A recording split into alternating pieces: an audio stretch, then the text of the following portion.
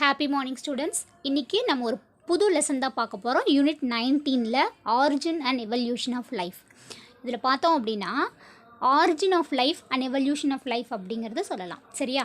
Origin of life அப்படின்னா இந்த பூமியில் எப்படி ஃபஸ்ட்டு ஒரு லிவிங் ஆர்கானிசம் தோன்றுச்சு, சரியா, ஆரிஜின் ஆச்சு அப்படிங்கிறது origin of life. Then evolution of லைஃப்னால் என்ன? அப்போது அந்த லிவிங் ஆர்கானிசம் இப்போ வரைக்கும் அப்படியே இருக்கா, எப்படி ஆரிஜின் ஆச்சோ அது இப்போ வரைக்கும் அப்படியே இருக்கா அப்படின்னா இல்லை. ஒரு கிராஜுவல் சேஞ்ச் ஆகி அந்த லிவிங் ஆர்கானிசம் என்னாச்சு அப்படின்னா இப்போ அட்வான்ஸ்டு ஆர்கானிசமாக மாறிடுச்சு. அதுதான் நம்ம என்ன சொல்லுவோம் அப்படின்னா எவல்யூஷன் அப்படிங்கிறத சொல்லுவோம். அதாவது ஸ்டார்டிங்கில் ஒரு சிங்கிள் செல்டாக இருந்திருக்கலாம், இப்போ என்னாச்சு அப்படின்னா மல்டி செல்லர் ஆர்கானிசம், ஈவன் ஹியூமனாக கூட அது கன்வெர்ட் ஆகிருந்துருக்கலாம். அப்போ அந்த கிராஜுவல் சேஞ்ச் தான் நம்ம என்ன சொல்லுவோம் அப்படின்னா எவல்யூஷன் ஆஃப் லைஃப் அப்படிங்கிறது சொல்லுவோம். சரியா? இந்த லெசனில் நம்ம என்ன பார்க்க போகிறோம் அப்படின்னா எப்படி லிவிங் ஆர்கானிசம் இந்த எர்த்தில் ஃபார்ம் ஆச்சு, அந்த லிவிங் ஆர்கானிசம் இப்போ வரைக்கும் எந்த மாதிரி சேஞ்சஸ்லாம் நடந்து எப்படி எவல்யூஷன் நடந்திருக்கு அப்படிங்கிறது தான் இந்த லெசனில் நம்ம பார்க்க போகிறோம் டீட்டெயிலாக. ஓகே, நான் இப்போது ஒரு இன்ட்ரோ பார்க்கலாம். ஆரிஜின் அண்ட் எவல்யூஷன் ஆஃப் லைஃப்பில் ஒரு இன்ட்ரடக்ஷன் பார்த்துட்டு அதுக்கப்புறம் நம்ம லெசனுக்குள்ளார டாபிக்குள்ளார போகலாம். சரியா? ஃபஸ்ட் பார்த்தோம் அப்படின்னா living organism, variety of living organisms இந்த இடத்துல இருக்குது. சரியா? இந்த ஒவ்வொரு லிவிங் ஆர்கானிசம்ஸ்க்கும் ஒவ்வொரு பர்டிகுலர் கேரக்டரிஸ்டிக் ஃபியூச்சர்ஸ் இருக்கும். சரியா? அதாவது ஒவ்வொரு குணாதிசயங்கள் இருக்கும். இதை தவிர அதோட அவுட்லுக் பார்த்தோம் அப்படின்னா ஒவ்வொரு லிவிங் ஆர்கானிசம் டிஃப்ரென்ஷியேட் பண்ணலாம். சரியா? இப்போது கேட்னா இப்படி, டாக்னா இப்படி, ஹியூமன்னா இப்படி, பிளான்ட்ஸ்னால் இந்த மாதிரி அவுட்லுக் இருக்குது அப்படிங்கிறது டிஃப்ரெண்ட் டிஸ்பிளேஸ் இருக்கும், அவுட்லுக் இருக்கும். இது தவிர ஃபங்க்ஷனல், ஆனால் என்ன ஆகும் அப்படின்னா எல்லாத்துக்கும் காமன் ஃபங்க்ஷனல் யூனிட்டி அப்படிங்கிறது ஒன்று இருக்கும். அது என்ன ஃபங்க்ஷனல் யூனிட்டி அப்படின்னா, இப்போது எல்லா லிவிங் ஆர்கானிசம்ஸ்க்கும் வெர்டிபிரேட்ஸ் அப்படின்னு எடுத்துக்கிட்டோம் அப்படின்னா இன்டர்னல் ஸ்ட்ரக்சர்ஸ் எல்லாம் மோரார்லெஸ் ஒரே மாதிரி தான் இருக்கும். அதாவது ஃபங்க்ஷனல் யூனிட்டி அப்படின்னா respiration, breathing, intake of food, digestion, இந்த ப்ராசஸ் எல்லாமே ஒரே மாதிரி தான். இன்டர்னல் ஃபங்க்ஷன், இந்த மாதிரி ஃபங்க்ஷன்ஸ் எல்லாமே ஒரே மாதிரி தான் நடக்கும். சரியா? இதுதான் ஃபங்க்ஷனல் யூனிட்டி அப்படின்னு சொல்லுவோம். Even different varieties of living organisms இருந்தாலும் அதோட இன்டர்னல் ஃபங்க்ஷனல் ஒர்க் எல்லாமே ஒரே மாதிரி தான் இருக்கும். இதிலேருந்து நமக்கு என்ன தெரியுது அப்படின்னா, அப்போது எல்லா லிவிங் ஆர்கானிசம்ஸும் ஒரு காமனாக ஒரு சிங்கிள் ஆர்கானிசம்ஸ்லேருந்து தான் என்ன இருக்கும் அப்படின்னா எவல்யூஷன் நடந்திருக்கும். எவல்யூஷன் அப்படின்னா அந்த ஒரு சிங்கிள் அனிமல்லேருந்து தான் இந்த மாதிரி நிறைய different varieties of animals form ஆகிருந்திருக்கும் அப்படிங்கிறத இதிலேருந்து நம்ம தெரிஞ்சுக்கலாம். அப்போது இதிலேருந்து என்ன இருக்குது அப்படின்னா எவல்யூஷன் அப்படிங்கிற ஒரு கான்செப்ட் வந்திருக்கு. எதுக்காக இந்த எவல்யூஷன் ஆச்சு? நேச்சர் இட் செல்ஃப் இந்த எவல்யூஷன் நடக்கிறதுக்கு காரணமாக இருந்தது. எதுக்காக இப்படி ஆச்சு அப்படின்னா, அதாவது லிவிங் ஆர்கானிசம்மை ஒரு பேலன்ஸ் ரிலேஷன்ஷிப் வச்சுக்கிறதுக்காக. ஓகேவா? இப்போ ஒரே லிவிங் ஆர்கானிசம்ஸ் அந்த ஏரியாவில் இருந்துச்சு அப்படின்னா ஃபுட்டுக்காக, ஷெல்டருக்காக there will be some struggle வரும். ஸோ அப்போ என்ன ஆகாது, அந்த பாப்புலேஷன் அங்கே இருக்க முடியாது லைவாக. ஸோ அந்த மாதிரி இல்லாமல் இருக்கிறதுக்காக ஒரு கிராஜுவல் சேஞ்ச் நடந்து ஒவ்வொரு ஆர்கானிசம்ஸாக என்ன ஆகுது அப்படின்னா, ஒவ்வொரு ஸ்பீஷீஸாக டிஃப்ரெண்ட் அனிமல்ஸாக என்ன ஆகுது அப்படின்னா எவல்யூஷன் நடக்குது. சரியா? இப்போது மோஸ்ட்டாக பார்த்தோம் அப்படின்னா இந்த எவல்யூஷன் பற்றி தெரிஞ்சுக்கணும் அப்படின்னா, இப்போ எவல்யூஷன் பற்றி நம்ம படிக்கிறோம் அப்படின்னா பாஸ்ட்டில் அந்த ஆர்கானிசம் எந்த அனிமல்லேருந்து வந்திருக்கு, எப்படி வந்தது அப்படிங்கிற அதோடைய பாஸ்ட், கடந்த காலத்தை நம்ம தெரிஞ்சுக்கிட்டா தான் இப்போ அந்த அனிமல் பற்றிய நாலேஜ் நம்மளால் கிளியராக ஐடென்டிஃபை பண்ண முடியும். சரியா? காமனாக பார்த்தோம் அப்படின்னா எவல்யூஷன் அப்படின்னு நம்ம படிக்கணும் அப்படின்னா, அதை பற்றி புரிஞ்சுக்கணும் அப்படின்னா, அப்போ பாஸ்ட்டில் இந்த எர்த் எப்படி இருந்தது, இந்த எர்த்தில் எப்படி லிவிங் ஆர்கானிசம் ஃபார்ம் ஆச்சு அப்படின்னு தெரிஞ்சுக்கிட்டா தான் நமக்கு இப்போது இப்போ என்னென்ன அனிமல்ஸ் இருக்குது அப்படிங்கிறத கிளியராக ஐடென்டிஃபை பண்ண முடியும். அப்போது எவல்யூஷன் பற்றி படிக்கணும் அப்படின்னா நமக்கு என்ன தெரிஞ்சிருக்கணும், பாஸ்ட்டில் என்ன நடந்தது அப்படிங்கிறத தெரிஞ்சிருக்கணும். அப்போ தான் என்ன பண்ண முடியும், எவல்யூஷனை நம்ம கிளியராக அண்டர்ஸ்டாண்ட் பண்ணிக்க முடியும். சரியா? அப்போது லைஃப் அப்படிங்கிறது இந்த இடத்துல ரொம்ப வருஷத்துக்கு முன்னாலேயே உருவாயிடுச்சு. சரியா?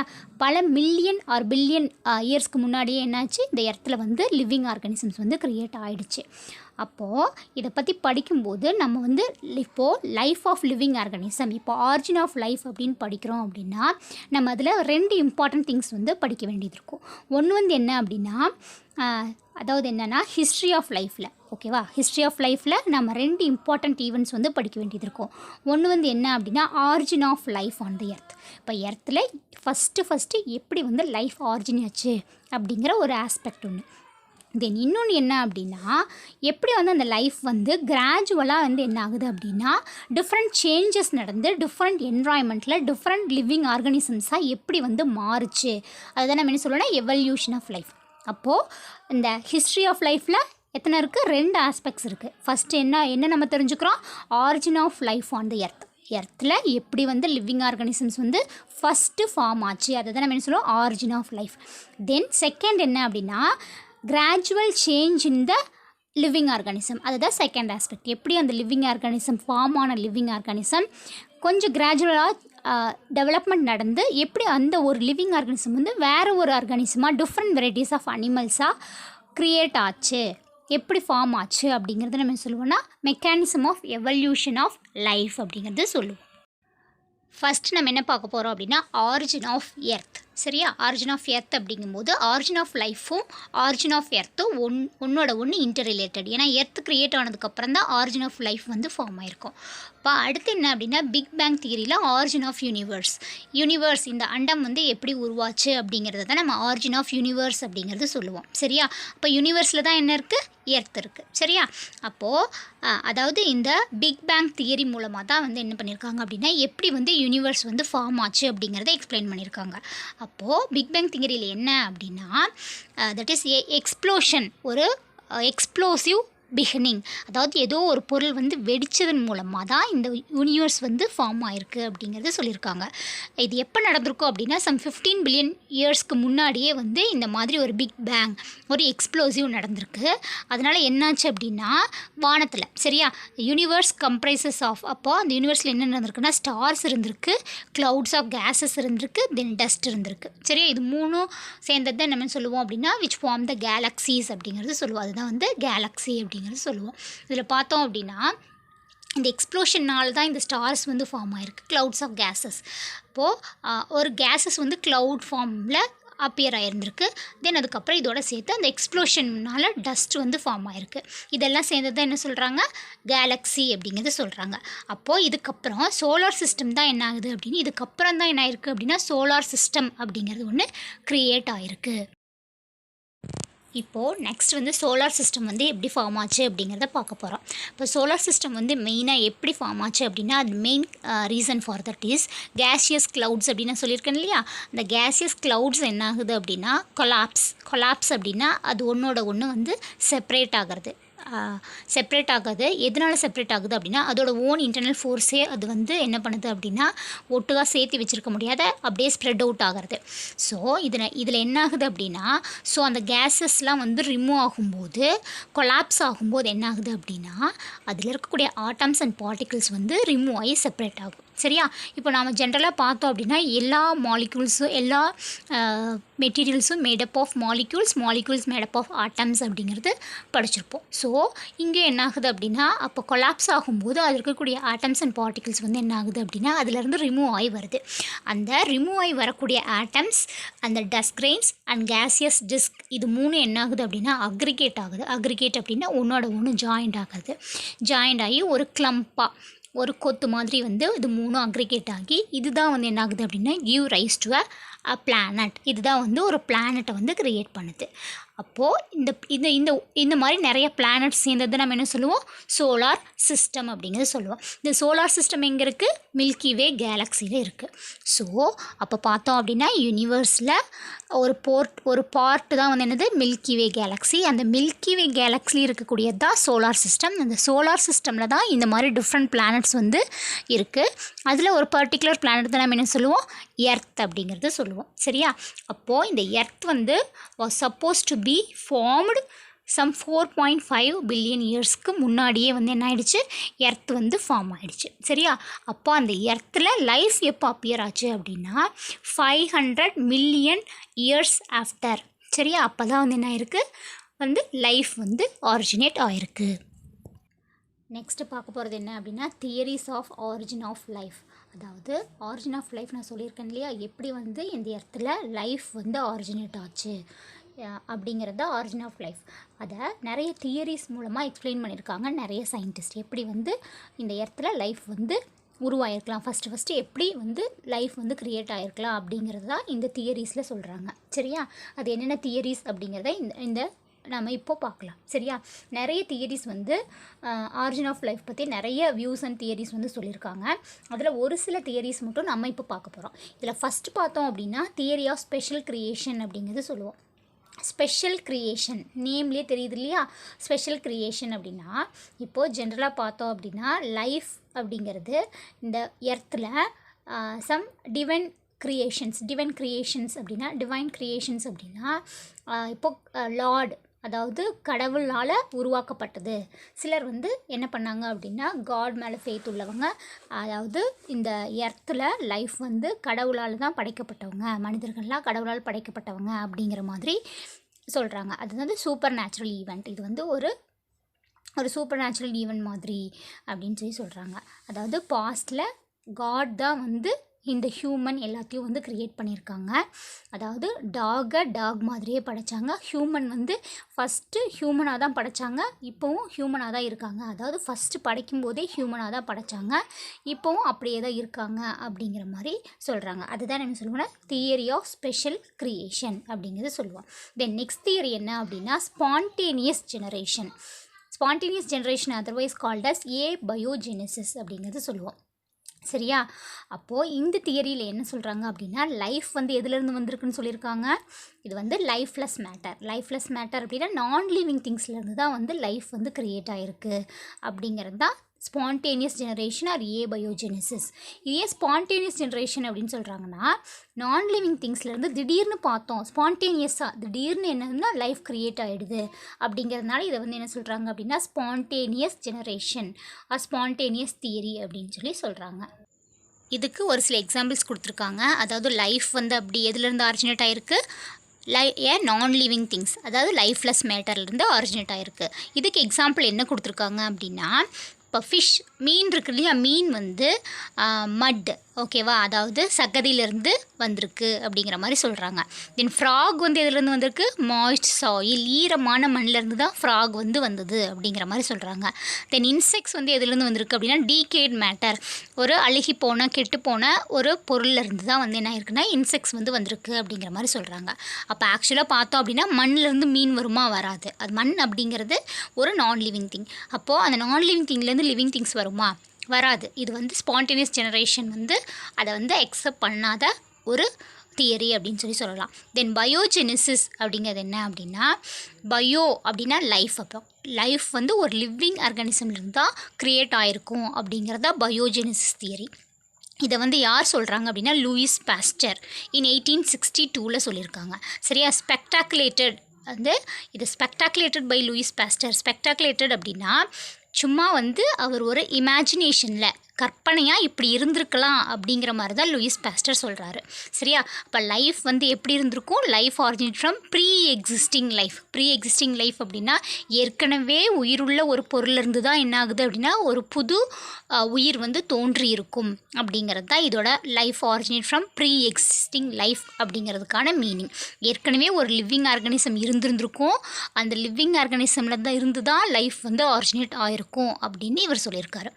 தென் இதுக்கப்புறம் என்ன அப்படின்னா இதுக்காக ஒரு சில எக்ஸ்பெரிமெண்ட்ஸ் வந்து இவர் கண்டக்ட் பண்ணியிருக்காரு.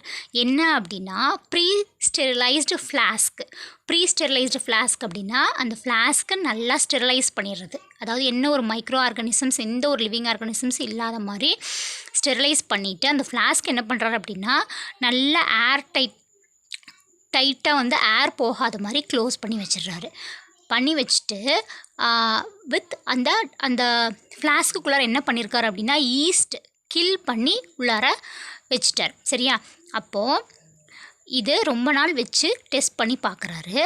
எவ்வளோ நாள் வச்சுருந்தாலும் அதிலிருந்து எந்த ஒரு லிவிங் ஆர்கானிசம்ஸும் ஃபார்ம் ஆகலை. சரியா, அப்போது இந்த ஃப்ளாஸ்கில் எந்த ஒரு லிவிங் ஆர்கானிசமும் இல்லை. அதுவே இன்னொரு ஃப்ளாஸ்கில் என்ன பண்ணுறாரு அப்படின்னா அதாவது அந்த ஃப்ளாஸ்க் என்ன பண்ணியிருந்தார், நல்லா டைட்டாக ஏர் உள்ளார போகாத மாதிரி க்ளோஸ் பண்ணி வச்சுருந்தார். இந்த ஃப்ளாஸ்கில் என்ன பண்ணுறாரு அப்படின்னா அந்த ஏர் போகிறதுக்கான ஓப்பனிங் வந்து ஃப்ரீயாக விட்டுடுறாரு. க்ளோஸ் பண்ணாமல் விட்டுறாரு. சரியா? அப்போது இந்த லிவிங் ஆர்கானிசம்ஸ் இருக்கு இல்லையா, அதே ஹீட் கில்டு ஈஸ்ட்னால் ஈஸ்ட்டை வந்து ஹீட் பண்ணி கில் பண்ணிவிட்டு அந்த ஈஸ்ட்டை வந்து அந்த ஃப்ளாஸ்க்குள்ளார வச்சுருந்துருக்காரு. ஸோ அப்போ வந்து அங்கே ஏர் வந்து ஃப்ளோ ஆகிட்டுருக்கிறதுனால லிவிங் ஆர்கானிசம்ஸ் வந்து அப்போது அந்த ஏர்லேருந்து ஏதோ ஒரு ஸ்போர்ஸ் மூலமாக அந்த ஈஸ்ட் மேலே லிவிங் ஆர்கானிசம்ஸ் வந்து அட்டாச் ஆகி அந்த லிவிங் ஆர்கானிசம்ஸ் வந்து அந்த ஈஸ்ட்டில் க்ரோ ஆகிருக்கு. ஸோ அப்போது லிவிங் ஆர்கானிசம்ஸ் வந்து இன்னொரு லிவிங் ஆர்கானிசம்ஸ்லேருந்து தான் க்ரியேட் ஆகும், நான் லிவிங் ஆர்கானிசம்ஸ்லேருந்து க்ரியேட் ஆகாது அப்படிங்கிற மாதிரி இந்த பயோஜெனிசிஸ் அப்படிங்கிற கான்செப்டில் சொல்லியிருக்காரு. சரியா? என்ன சொல்லியிருக்காரு பயோஜெனிசிஸில்? லூயிஸ் பாஸ்டர் இன் 1862 என்ன சொல்லியிருக்காரு? அதாவது லைஃப் அப்படிங்கிறது originate from pre existing life, அதாவது ஏற்கனவே இருக்கக்கூடிய லைஃப்லேருந்து தான் இந்த லைஃப் வந்து என்ன ஆயிருக்கும்? ஆரிஜினேட் ஆகிருக்கும். தென் ஃபோர்த் தியரி என்ன அப்படின்னா extra terrestrial or cosmic origin சொல்லுவோம். சரியா? Extra terrestrial or cosmic.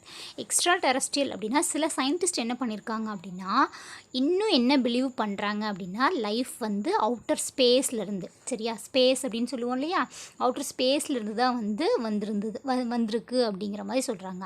இதில் என்ன சொல்லியிருக்காங்க அப்படின்னா ஸ்பேஸ்லேருந்து ஏதோ ஸ்போர்ஸ், சரியா, வேறு பிளானட், வேறு கிரகம் அந்த மாதிரி சொல்லுவோம் இல்லையா, அந்த மாதிரி வேறு ஸ்பேஸ்லேருந்து ஸ்போர்ஸ் வந்து என்ன இருக்குது அப்படின்னா எர்த் மேலே விழுந்திருக்கு.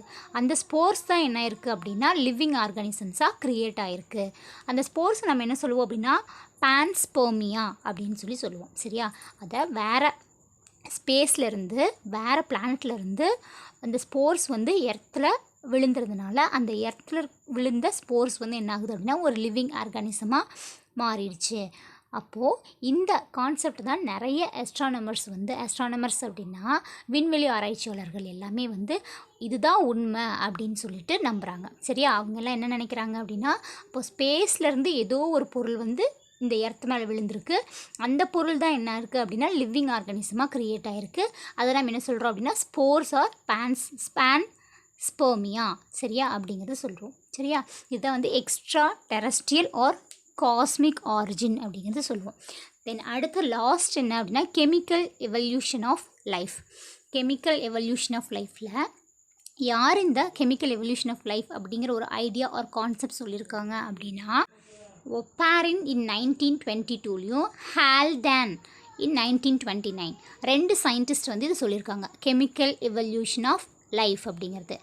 அவங்க என்ன சொல்லியிருக்காங்க அப்படின்னா அதாவது இந்த லைஃப் வந்து ஒரு கெமிக்கல் ரியாக்ஷன், ஒரு சீரியஸ் ஆஃப் கெமிக்கல் ரியாக்ஷன் மூலமாக இந்த எர்த்தோட அட்மாஸ்பியருக்கு தகுந்த மாதிரி எர்த்தோட டெம்பரேச்சர் இதெல்லாம் சேர்ந்து ஒரு கெமிக்கல் ரியாக்ஷன் நடந்ததுனால அதுலேருந்து தான் என்ன ஆயிருக்கும் அப்படின்னா லைஃப் வந்து ஆரிஜினேட் ஆகிருக்கும் அப்படிங்கிற மாதிரி சொல்கிறாங்க. அதாவது ஃபஸ்ட்டு வந்து லைஃப் எதுலேருந்து வந்திருக்கும் அப்படின்னா நான் லிவிங் இன்ஆர்கானிக் மாலிக்யூல்ஸ். அதாவது இந்த எர்த் இருக்கு இல்லையா, இந்த எர்த்தில் நான் லிவிங் இன்ஆர்கானிக் மாலிக்யூல்ஸ்னு சொல்லுவோம். நிறைய கெமிக்கல்ஸ் வந்து ப்ரெசென்ட் ஆகிருந்திருக்கும். ஸோ அந்த கெமிக்கல்ஸ்லாம் என்ன ஆகுது அப்படின்னா நான் லிவிங் இன்ஆர்கானிக் மாலிக்யூல்ஸ் அப்படின்னு சொல்லுவோம். அந்த இன்ஆர்கானிக் மாலிக்யூல்ஸ் என்ன ஆகுது அப்படின்னா due to temperature of the earth, சரியா, எர்த்தோட டெம்பரேச்சர், எர்த்தோட அட்மாஸ்பியர் இதை பொறுத்து என்ன ஆகுது அப்படின்னா இந்த இன்ஆர்கானிக் மாலிக்யூல்ஸ்லாம் அது வந்து டைவர்ஸ் ஆர்கானிக் மாலிக்யூல்ஸாக ட்ரான்ஸ்ஃபார்ம் ஆகிருந்துருக்கலாம். சரியா? அந்த இன்ஆர்கானிக் மாலிக்யூல்ஸ்லேருந்து என்ன வந்திருக்கும் ஆர்கானிக் மாலிக்யூல்ஸ் அப்படின்னா which is derived from plants and animals. சரியா? இன்ஆர்கானிக் மாலிக்யூல்ஸ்னால் பியூர்லி கெமிக்கல்ஸால் ஃபார்ம் ஆனது இன்ஆர்கானிக் மாலிக்யூல்ஸ்னு சொல்லுவோம். சரியா? இந்த இன்ஆர்கானிக் மாலிக்யூல்ஸ்லேருந்து தான் என்ன இருக்குது அப்படின்னா விச் கிவ் ரைஸ் டு இந்த ஆர்கானிக் மாலிக்யூல்ஸ் வந்திருக்கும். இந்த ஆர்கானிக் மாலிக்யூல்ஸ் என்ன ஆகுது அப்படின்னா transformed into colloidal system which produce life. Colloidal system அப்படிங்கிறது என்ன, அதாவது மைக்ரோஸ்கோபிக் பார்ட்டிகிள்ஸ் வந்து என்ன ஆகும் அப்படின்னா டிஃப்ரெண்ட் மைக்ரோஸ்கோபிக் பார்ட்டிகிள்ஸ் வந்து ப்ரெசென்ட் ஆகிருக்கும். இந்த ஆர்கானிக் மாலிக்யூல்ஸ் இருக்கு இல்லையா, ஆர்கானிக் மாலிக்யூல்ஸ் வந்து மைக்ரோஸ்கோபிக் மாலிக்யூல்ஸ் வந்து ப்ரெசென்ட் ஆகிருக்கும். அது ஒரு குரூப் ஆஃப் மாலிக்யூல்ஸ் வந்து என்ன ஆகும் அப்படின்னா டிஃப்ரெண்ட் மாலிக்யூல்ஸ் வந்து ப்ரெசென்ட் ஆகிருக்கும். இந்த மாலிக்யூல்ஸ் என்ன ஆகுது அப்படின்னா இந்த மாலிக்யூல்ஸ்லேருந்து தான் வந்து லைஃப் வந்து ஆரிஜினேட் ஆகிருக்கும் அப்படிங்கிற மாதிரி பாரன் அண்ட் ஹால்டன் அப்படிங்கிறவங்க சொல்கிறாங்க. அதாவது இவங்களோட கான்செப்ட் தான் மோஸ்ட் ஆஃப் த எவல்யூஷனிஸ்ட் வந்து அக்செப்ட் பண்ணிக்கிட்டாங்க. ஏன் அப்படின்னா modern concept on chemical evolution இதுதான் வந்து மாடர்ன் கான்செப்ட். மீதி இருக்கக்கூடிய கான்செப்ட்ஸ் எல்லாமே வந்து ஓல்டு கான்செப்ட்ஸ். ஆரிஜின் ஆஃப் லைஃப்பை பொறுத்த வரைக்கும் இந்த கெமிக்கல் எவல்யூஷன் ஆஃப் லைஃப் அப்படிங்கிற கான்செப்டை தான் அக்செப்டட் கான்செப்ட் ஆர் எல்லா சயின்டிஸ்ட்டும் அக்செப்ட் பண்ணிக்கிற கான்செப்ட் என்ன அப்படின்னா கெமிக்கல் எவல்யூஷன் ஆஃப் லைஃப். அப்போ ஆக்சுவலாக லைஃப் எதுலேருந்து வந்திருக்கணும்? ஒரு இன்ஆர்கானிக் மாலிகூல்ஸ்லேருந்து ஆர்கானிக் மாலிகூல்ஸ் ஃபார்ம் ஆகிருக்கும். அந்த ஆர்கானிக் மாலிகூல்ஸ்லேருந்து கொலைடல் சிஸ்டம் ஃபார்ம் ஆகிருக்கும். தென் இந்த கொலைடல் சிஸ்டம்ஸ் வந்து அக்ரிகேட் ஆகி ஒரு சிங்கிள் செல்லை வந்து க்ரியேட் பண்ணியிருந்துருக்கணும். ஓகே, நம்ம theories of origin of life தான் பார்த்தோம். அதில் ஒரு 5 தியரிஸ் வந்து பார்த்துருக்கோம். அந்த 5 தியரிஸ் என்னென்ன அப்படிங்கிறத நான் இன்னொரு தடவை டீட்டெயிலாக சொல்லிடுறேன். ஃபஸ்ட் தியரி என்ன அப்படின்னா ஸ்பெஷல் க்ரியேஷன். தென் செகண்ட் வந்து spontaneous generation. Third biogenesis. Fourth extra terrestrial or cosmic origin. Then fifth வந்து கெமிக்கல் இவல்யூஷன் ஆஃப் லைஃப். சரியா? இதில் ஃபஸ்ட் தியரி ஸ்பெஷல் க்ரியேஷன் அப்படிங்கும்போது காட் தான் வந்து லைஃப்பை வந்து க்ரியேட் பண்ணாங்க அப்படிங்கிறத தியரி ஆஃப் ஸ்பெஷல் க்ரியேஷன் அப்படிங்கிறது. தென் தியரி ஆஃப் ஸ்பான்டேனியஸ் ஜெனரேஷன் அப்படிங்கிறது என்ன அப்படின்னா திடீர்னு ஒரு நான் லிவிங் திங்ஸ்லேருந்து லிவிங் திங்ஸ் வந்து ஆரிஜினேட் ஆகுது அப்படிங்கிறது தான் என்னது ஸ்பான்டேனியஸ் ஜெனரேஷன் ஆர் பயோஜெனிசிஸ். தென் பயோஜெனிசிஸ் அப்படிங்கிறது லிவிங் திங்ஸ் வந்து ஒரு லிவிங் திங்ஸ்லேருந்து தான் வந்து ஆரிஜினேட் ஆகிருந்துருக்கணும். ஏற்கனவே ஏதோ ஒரு லிவிங் திங்ஸ் இருந்திருக்கும், அந்த லிவிங் திங்ஸ்லேருந்து தான் வந்து லைஃப் ஆரிஜினேட் ஆகிருக்கும் அப்படிங்கிற கான்செப்ட் தான் வந்து பயோஜெனிசிஸ். இதை சொன்னது யார் அப்படின்னா லூயிஸ் பாஸ்டர் அப்படிங்கிறவர் தான் சொல்லியிருக்கார். தென் அடுத்து ஃபோர்த் தியரி என்ன அப்படின்னா extra terrestrial or cosmic origin. இதை வந்து அக்செப்ட் பண்ணவங்க யார் அப்படின்னா அஸ்ட்ரானமர்ஸ். மேக்ஸிமம் வந்து இந்த விண்வெளி ஆராய்ச்சியாளர்கள் எல்லாமே வந்து அதாவது அந்த என்ன சொல்கிறது ஸ்பேஸ்லேருந்து தான் வந்து என்ன ஆயிருக்கும் அப்படின்னா லைஃப் வந்து ஆரிஜினேட் ஆகிருக்கும். அதாவது ஸ்பேஸ்லேருந்து ஏதோ ஒரு ஸ்போர்ஸ் மாதிரி வந்து எர்த்தோட சர்ஃபேஸில் விழுந்திருக்கலாம். அந்த ஸ்போர்ஸ் தான் வந்து ஒரு லிவிங் திங்ஸாக க்ரியேட் ஆகிருக்கணும் அப்படிங்கிற கான்செப்ட் தான் extraterrestrial or cosmic origin. Then fifth என்ன அப்படின்னா chemical evolution of life. Chemical evolution அப்படின்னா கெமிக்கல்ஸ் இருக்கு இல்லையா, அதாவது எர்த் அப்படிங்கிற ஒரு பிளானட் அப்படின்னாவே என்ன இருக்கும், it is made up of some of the chemicals. சரி, ஏதாவது ஒரு கெமிக்கல்ஸ் வந்து இருந்திருக்கும். அந்த அட்மாஸ்பியரில் இந்த கெமிக்கல்ஸ் என்ன ஆகும் அப்படின்னா அட்மாஸ்பியரிக் டெம்பரேச்சர் அட்மாஸ்பியரோட கிளைமேட்டிக் கண்டிஷனில் இந்த கெமிக்கல்ஸில் there will be some reactions நடந்துருந்துருக்கலாம். அந்த ரியாக்ஷன்ஸ்னால என்ன ஆகுது அப்படின்னா நான் லிவிங் இன்ஆர்கானிக் மாலிக்யூல்ஸாக இருக்கக்கூடிய கெமிக்கல்ஸ்லேருந்து தென் ஆர்கானிக் மாலிக்யூல்ஸ் வந்து அதிலேருந்து டிரைவ் ஆகிருந்துருக்கலாம். இந்த ஆர்கானிக் மாலிகூல்ஸ் என்ன ஆகுது அப்படின்னா ஒவ்வொன்றா ஜாயின் ஆகி கொலைடல் சிஸ்டம் அப்படின்னா நிறைய ஸ்மால் மைக்ரோஸ்கோபிக் மாலிகூல்ஸ் வந்து ஜாயின் ஆகி என்ன ஆகுது அப்படின்னா டிசால்வ் ஆகாமல் அப்படியே ஆசச் இருந்து அந்த மைக்ரோஸ்கோபிக் மாலிகூல்ஸ் எல்லாம் ஜாயின் டுகெதர் அண்ட் அக்ரிகேட் ஆகி ஒன்றோட ஒன்று சேர்ந்து ஒரு சிங்கிள் செல்டு ஸ்ட்ரக்சரை கொடுத்துருந்துருக்கலாம். சரியா? அப்போது அதுதான் நம்ம என்ன சொல்லுவோம்னா கெமிக்கல் எவல்யூஷன் ஆஃப் லைஃப். அப்போது இதுதான் வந்து modern concept of chemical evolution அப்படின்னு சொல்லுவோம். அதாவது இதுக்கு முன்னாடி எல்லாமே வந்து ஓல்டு கான்செப்ட். இந்த 4 கான்செப்ட்ஸும் வந்து ஓல்டு கான்செப்ட்ஸ். கெமிக்கல் எவல்யூஷன் தான் வந்து என்ன அப்படின்னா மாடர்ன் கான்செப்ட். சரியா? அப்போது இந்த கெமிக்கல் எவல்யூஷனை தான் வந்து என்ன சொல்கிறாங்க அப்படின்னா நிறைய சயின்டிஸ்ட் வந்து அக்செப்ட் பண்ணிக்கிறாங்க. சரியா? அக்செப்ட் பண்ணிக்கிறாங்க. ஸோ இந்த கெமிக்கல் எவல்யூஷன் ஆஃப் லைஃப் தான் mostly accepted theory of origin of life. இப்போ ஆரிஜின் ஆஃப் லைஃப்பில் அக்செப்டட் தியரி என்னது கெமிக்கல் எவல்யூஷன் ஆஃப் லைஃப் அப்படிங்கிறது தான்.